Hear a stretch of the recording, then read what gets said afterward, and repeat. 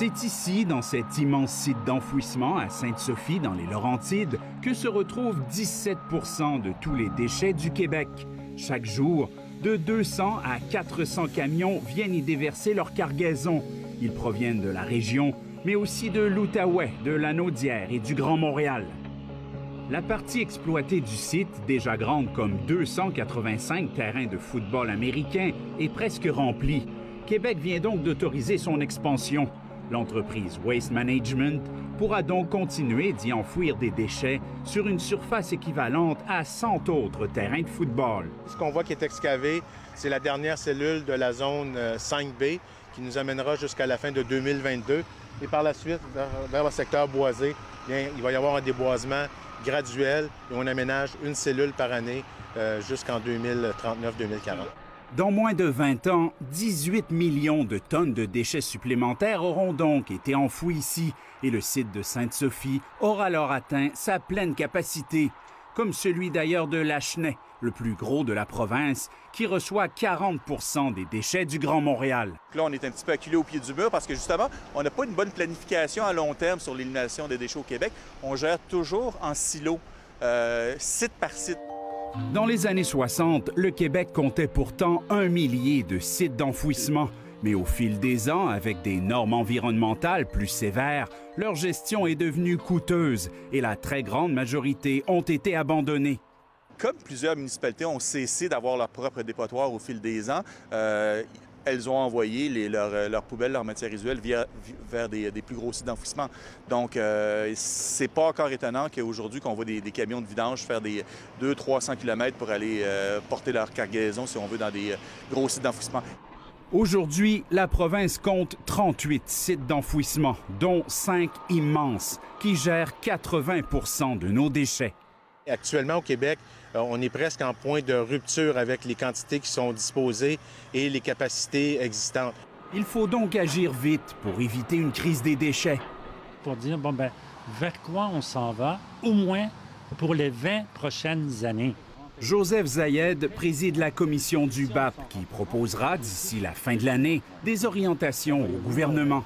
Il y a plusieurs lieux d'enfouissement qui vont devoir fermer. Est-ce qu'il y a des lieux potentiels qui peuvent être ouverts?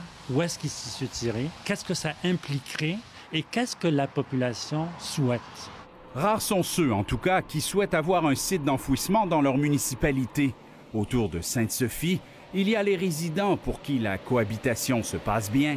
Je sais pas, non. Je suis pas au courant ben de ça. Je trouve qu'à un moment donné, il faudrait faire autre chose que d'enfouir des déchets. Mais je me dis que ce soit Sainte-Sophie ou une autre ville à quelque part, il faut bien qu'ils mettent à quelque part. Personnellement, je le sens pas. Fait que honnêtement, peut-être à part l'achalandage au niveau des véhicules. Et il y a les opposants, comme Normand Léo Baudet, qui nous a rencontrés sur la route 158 à Saint-Jérôme.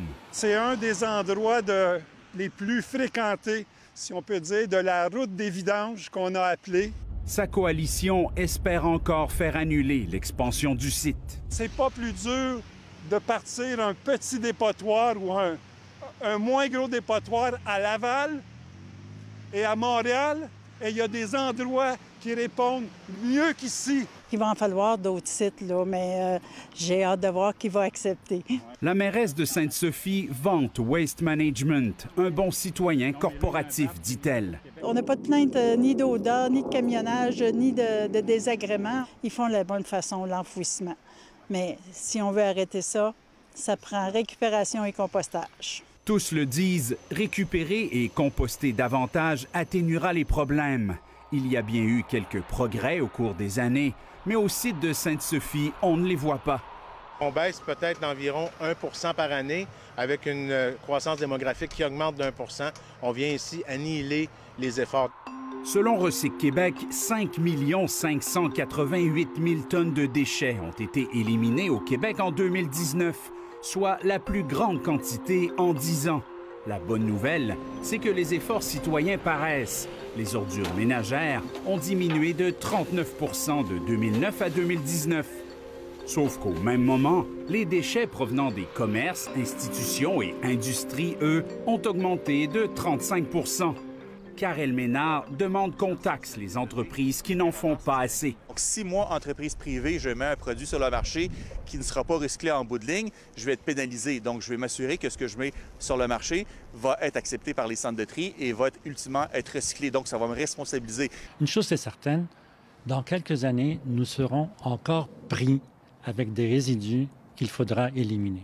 Et les quantités seront colossales encore. Si on regarde l'exemple de Toronto, où il y a 3 millions de tonnes par année qui sont acheminées au Michigan, faute d'avoir développé des solutions locales. Alors, je pense qu'il faudrait éviter le piège de la pensée magique en pensant que les matières vont disparaître.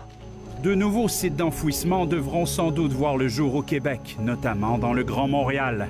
Mais il faudra accepter de passer de l'idée du « pas dans ma cour » à celle du « chacun dans sa cour ».